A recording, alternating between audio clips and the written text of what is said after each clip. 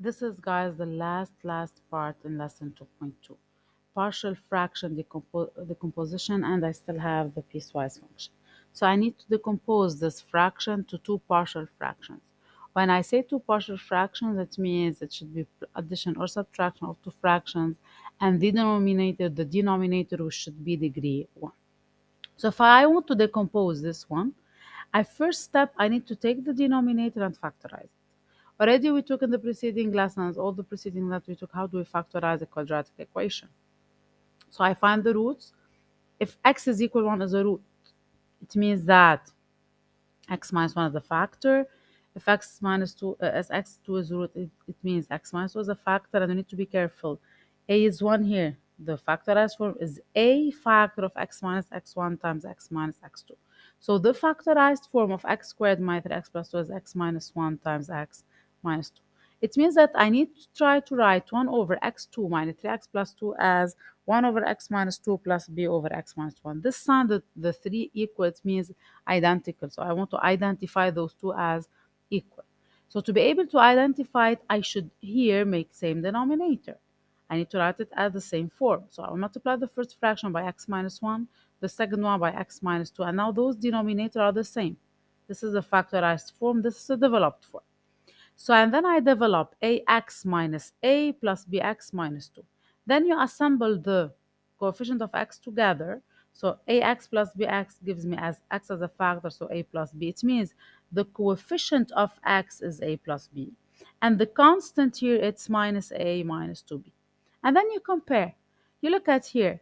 Look at this part here. What do we have x here? What is the coefficient of x here? It's 0.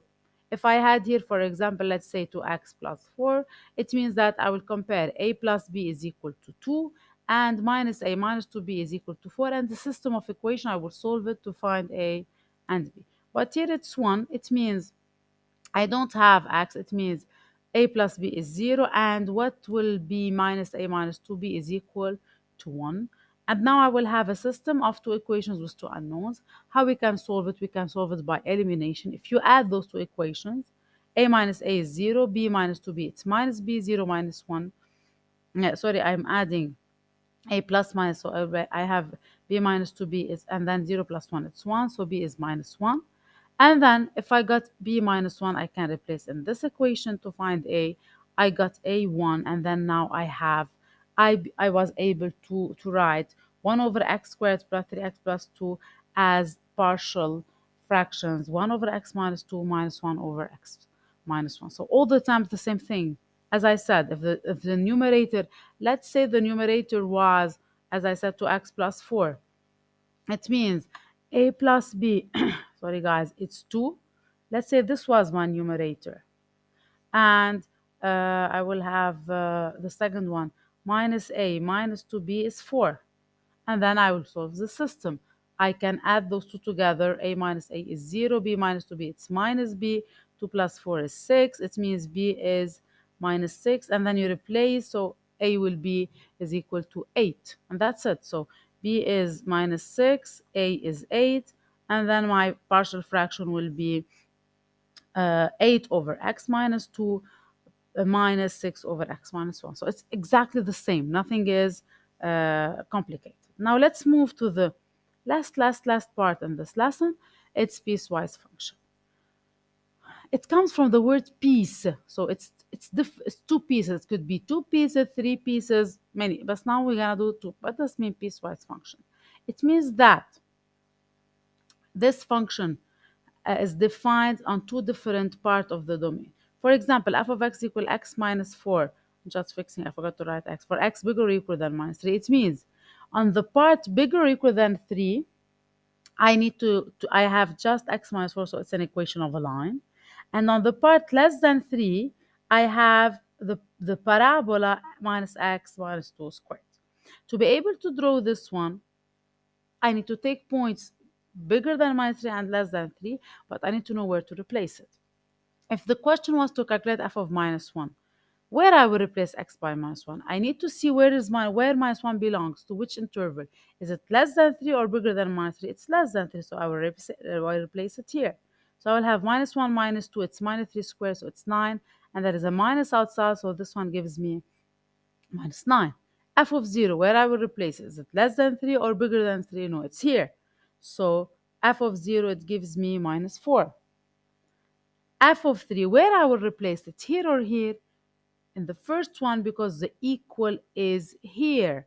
So, and then 3 minus 4 is minus 1. And f of 5, where I will replace it here, sure, 5 minus 4 is 1. And now I can sketch it. In the part bigger than 3, I should draw the line. In the part less than 3, I should draw the parabola. And let's see how we're going to have as a graph. Let's see it. That's it.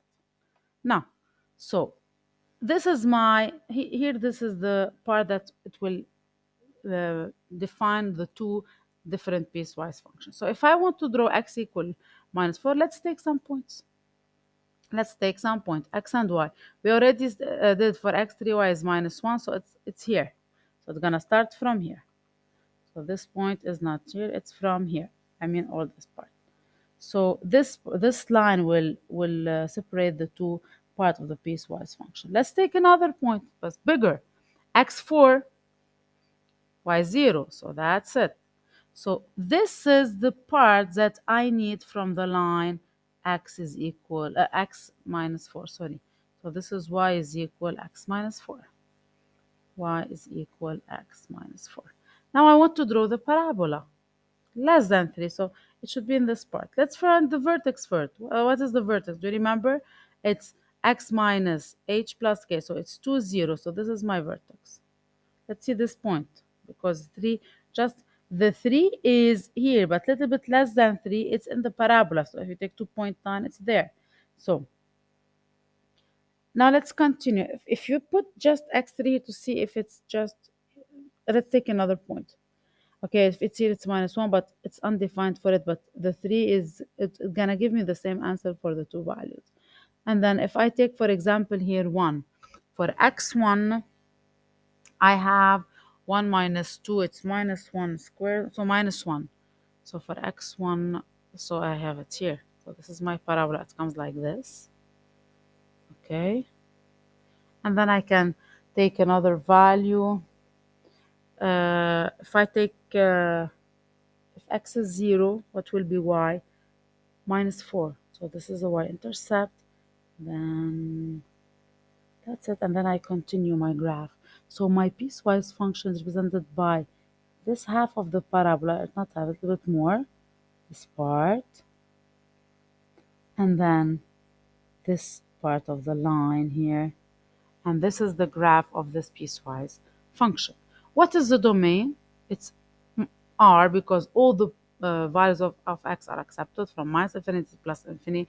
What is my range? Also it's R. So the domain and the range of this function is R for both. That's it. This is the last part in this lesson. We will see you next time in another video. Don't forget to like, subscribe, and share.